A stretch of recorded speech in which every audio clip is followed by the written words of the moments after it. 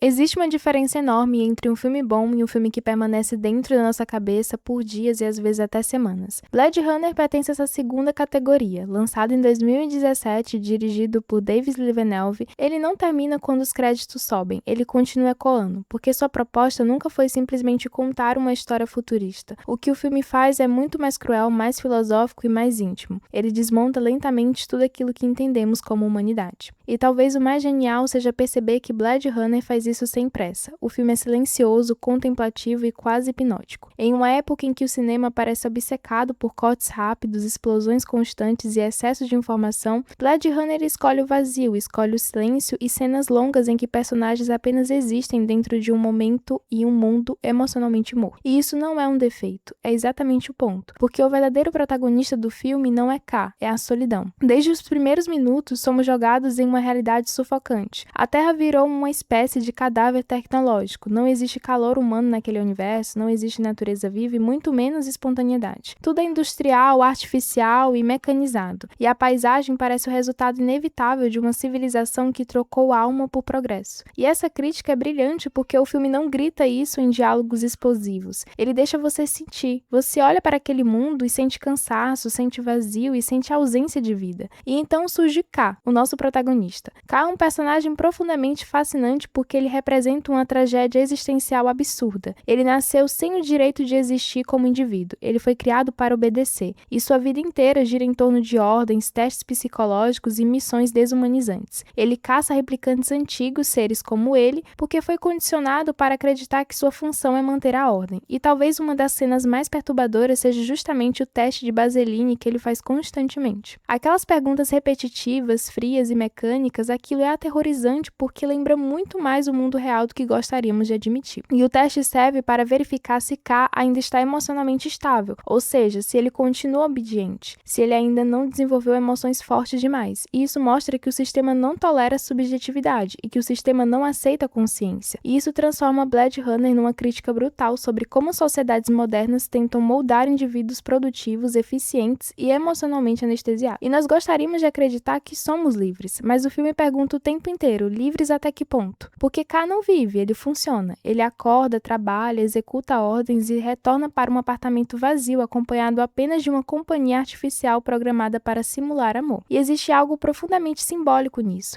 O filme mostra um homem artificial vivendo uma rotina artificial dentro de uma sociedade totalmente artificial. E talvez a pergunta implícita seja: quantas pessoas reais vivem exatamente assim hoje? E a rotina moderna também produz indivíduos emocionalmente esgotados, presos em ciclos repetitivos de trabalho, consumo e isolamento. A diferença é que em Blade Runner isso é visualmente escancarado. Já na nossa realidade, muitas vezes está mascarado por telas bonitas, aplicativos e entretenimento constante. E é aí que entra Joy, talvez uma das personagens mais tristes e brilhantes do filme. Interpretada por Ana de Armas, Joy não é humana. Ela nem sequer possui corpo físico. Ela é um produto comercial, um holograma criado especificamente para suprir carência emocional. E o mais assustador é que o filme constrói a relação dela com K de maneira extremamente sensível. Existem momentos genuinamente íntimos entre os dois, carinho, afeto e delicadeza.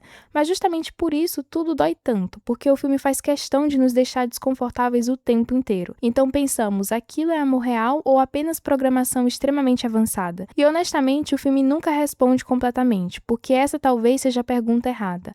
A questão mais importante é, se K sente aquilo como amor, então deixa de ser real? Isso explode completamente a lógica tradicional sobre emoções humanas. Nós tendemos a acreditar que sentimentos precisam ter autenticidade biológica para serem válidos. Mas Blade Runner desafia isso o tempo inteiro. O sentimento de K é genuíno, mesmo que o objeto daquele sentimento tenha sido projetado artificialmente. E aqui o filme toca num tema assustadoramente contemporâneo, a mercantilização do afeto. Vivemos numa sociedade em que até emoções viraram mercado. Aplicativos prometem amor instantâneo, redes sociais transformam validação emocional em números e empresas vendem pertencimento, autoestima, identidade e até personalidade como produtos.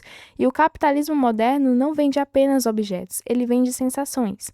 E Joy é exatamente isso levado ao extremo. Ela é literalmente um produto criado para preencher vazios emocionais, e o filme mostra como isso pode ser perigosamente confortável, pois relações reais são difíceis, pessoas reais decepcionam, e relações humanas envolvem conflito, insegurança, frustração e vulnerabilidade. E Joy não, ela existe para dizer exatamente o que K precisa ouvir. E então acontece uma das cenas mais devastadoras do cinema contemporâneo. Depois da morte de Joey, Kai encontra um anúncio gigantesco dela na cidade. A propaganda o chama pelos mesmos apelidos íntimos usados anteriormente. É a mesma voz, o mesmo olhar e o mesmo carinho programado. E naquele instante, o filme destrói tanto K quanto o espectador, porque percebemos que aquilo que parecia único talvez fosse apenas um roteiro comercial repetido para milhares de consumidores solitários. E, sinceramente, isso é assustador. Porque Blade Runner entende algo profundamente triste sobre a modernidade, que muitas pessoas estão tão desesperadas por conexão que aceitam qualquer simulação de intimidade, mesmo sabendo que é artificial ou mesmo sabendo que aquilo é vazio. Mas o filme é ainda mais profundo quando aborda a memória. As memórias em Blade Runner não são apenas lembranças, elas são identidade, elas definem quem alguém acredita ser. E replicantes recebem memórias implantadas justamente para se tornarem emocionalmente estáveis, porque até seres artificialmente criados precisam ter passado para funcionar psicologicamente. E isso é genial, porque o filme sugere que nossa identidade talvez seja apenas uma narrativa construída pelas memórias que carregamos.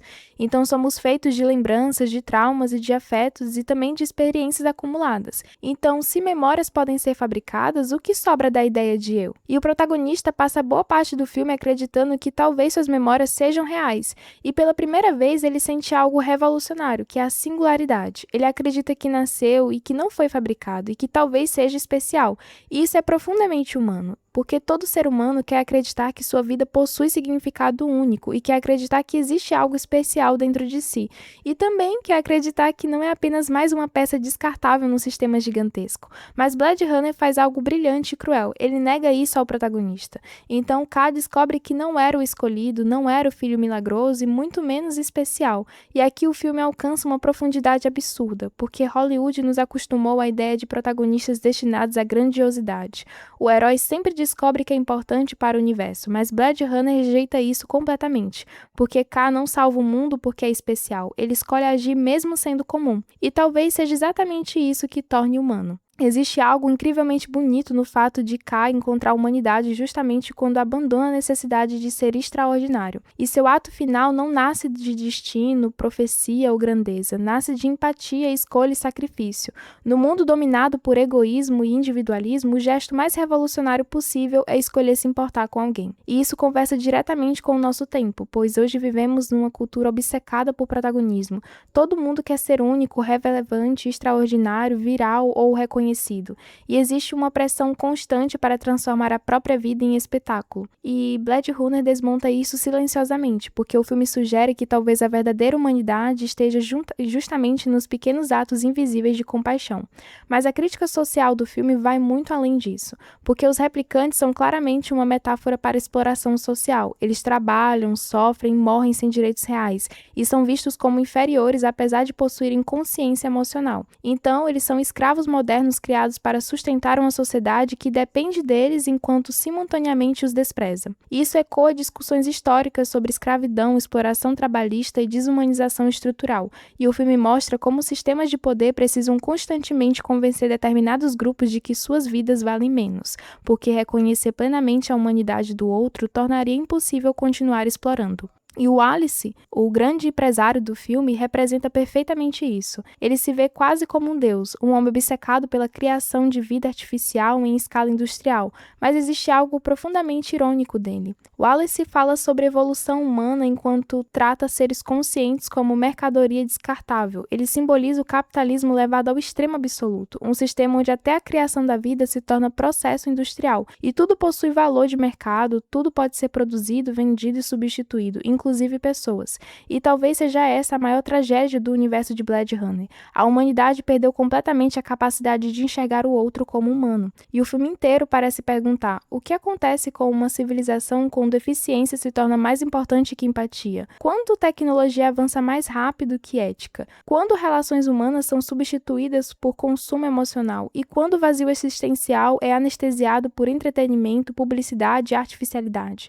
E talvez o mais perturbador seja perceber perceber que Blade Runner não parece um futuro impossível, parece apenas uma continuação exagerada do presente. A dependência emocional de tecnologia já existe, o isolamento social já existe, a precarização humana também, a lógica de produtividade acima da saúde mental e a transformação das relações em performance é outra coisa muito evidente na nossa sociedade, e o filme apenas amplifica tudo isso até se tornar impossível ignorar. E no final, enquanto K morre silenciosamente na neve, Blade Runner entrega uma conclusão melancólica e devastadora, que talvez a humanidade nunca tenha sido sobre biologia, talvez seja sobre a capacidade de sentir dor pelo outro, sobre escolher empatia no mundo indiferente e sobre encontrar significado mesmo quando a existência parece vazia. E, ironicamente, no universo onde humanos perderam sua própria identidade, quem nos lembra do que significa ser humano são justamente aqueles que são vistos como não humanos.